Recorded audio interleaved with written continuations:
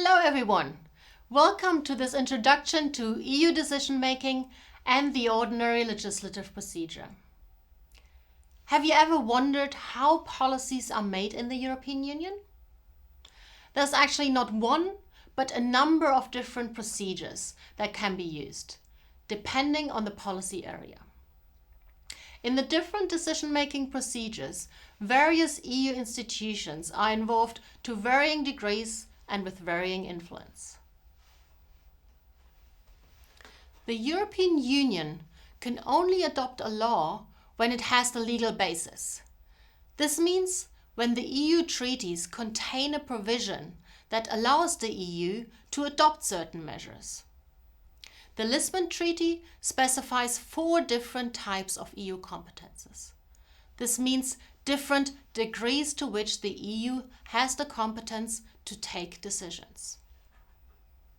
Following the principle of conferral of powers, the EU can only exercise the competences that the member states have given to it. When certain decision-making competences are not delegated to the EU, only the member states can take decisions in this area. A first category are exclusive competences. This means that in these areas, only the EU can take decisions and legislate, to the exclusion of member states.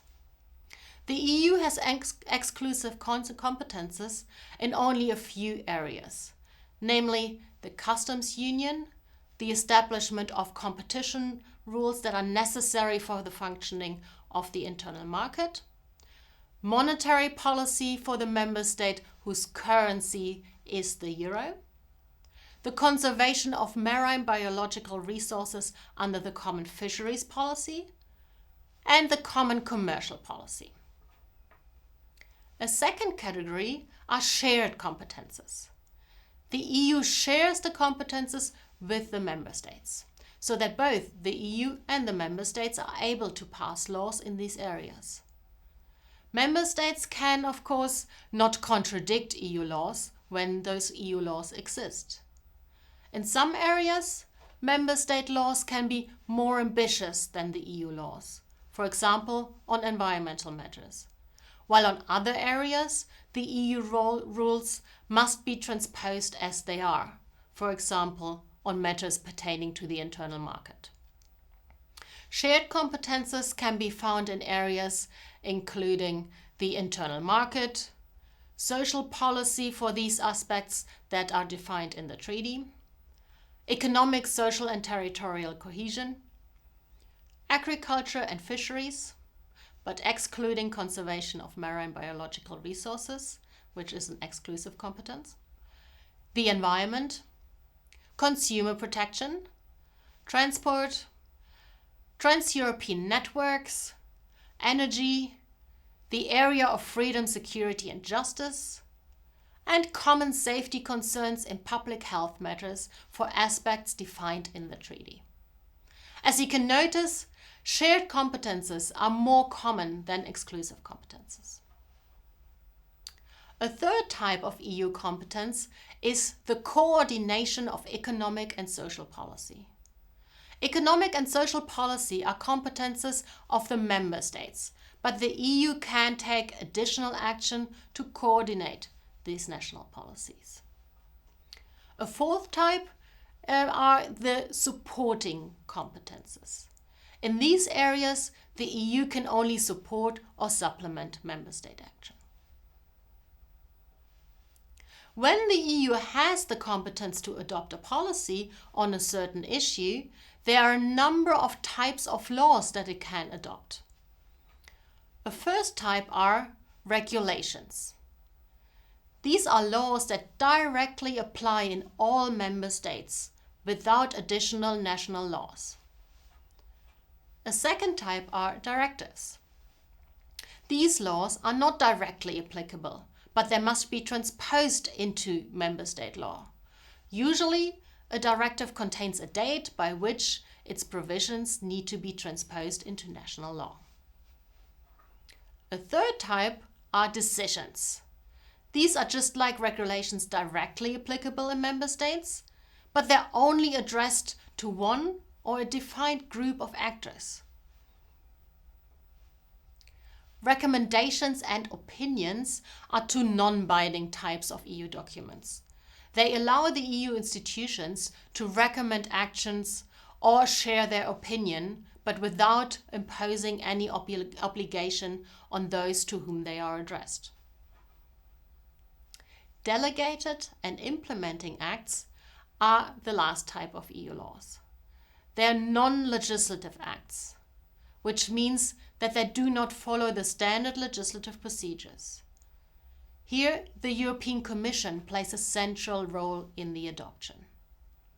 Delegated acts supplement or amend existing certain non-essential elements of an EU law, while implementing acts are about routine implementation of EU legislation by the Commission. We will look at those non-legislative acts in a later session. There are not only different types of EU laws, but there are also different decision-making procedures through which the EU laws can be adopted. One group of decision-making procedures can be labeled the community method. These are procedures at the EU level in which laws are adopted through the interplay among different EU institutions, most notably the European Commission, the Council of the European Union, and the European Parliament. Depending on the procedure, the Parliament is more or less involved. In the ordinary legislative procedure, the European Parliament and the Council are co-legislators.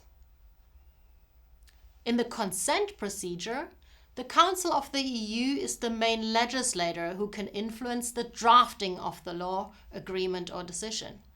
But the European Parliament must give its consent to the measure before it can be adopted. This actually can give the European Parliament significant leverage to influence informally the drafting of the text. In the consultation procedure, the Council only has the obligation to consult the European Parliament on the respective policy proposal, but it is not bound by the Parliament's opinion. A second group of procedures can be labeled intergovernmental decision-making procedures. Here, the Council of the European Union and the European Council are the main actors. Both represent EU member states. This method is used in more sensitive policy areas, like foreign policy. A third approach is the open method of coordination. It falls somewhere between intergovernmental cooperation and the community method. Here, member states play a decisive role by devising and implementing national action plans, while the European Commission assists and monitors the member states' progress. A fourth group covers decision-making in areas in which the EU institutions have been given strong and relatively independent decision-making powers. This applies to the EU's competition policy and the Eurozone's monetary policy. Let's now take a closer look at the ordinary legislative procedure, which is the most commonly used procedure for making EU laws. The ordinary legislative procedure always starts with a legislative proposal from the European Commission, which is then sent to the Parliament and the Council at the same time. The Parliament moves first. It can approve the proposal or amend it. Then it is the Council's turn. It can accept the Parliament's amendments, in which case the act is adopted. However, the Council can also make its own amendments to the Commission proposal. In this case, the second reading in the Parliament is triggered. However, nowadays, most acts are already adopted during the first reading. Since this phase is not restricted by any time limits, the EU institutions can informally negotiate a text that is acceptable to all. This informal dialogue among the three main institutions, the European Commission, the European Parliament, and the Council of the EU is called the informal trialogue. In the second reading, the Parliament examines the Council position. In this reading, the basis of the discussion is not the Commission proposal anymore, but it is the Council's first reading position. If the Parliament accepts this position, the Act is adopted. If the Parliament rejects the position, the legislative procedure is ended, without any Act being adopted.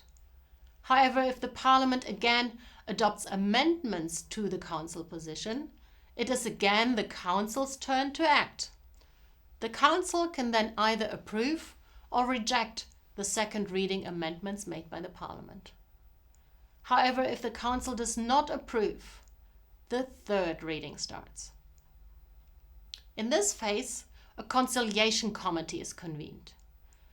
This committee consists of an equal number of representatives of the Parliament, the Council, and the Commission.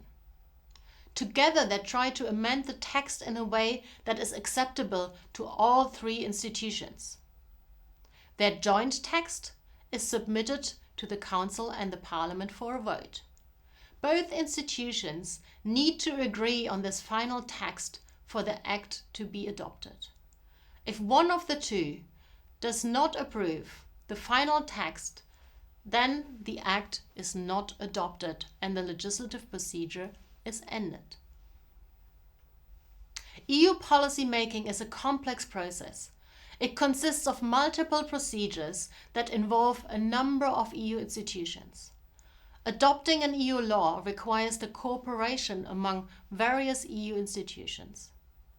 Although there are many legislative proposals at the EU level, the most frequently used is the ordinary legislative procedure. This procedure is designed in a way that, in a complex interplay, the European Commission, the European Parliament, and the Council of the European Union are led towards a compromise that is acceptable to all.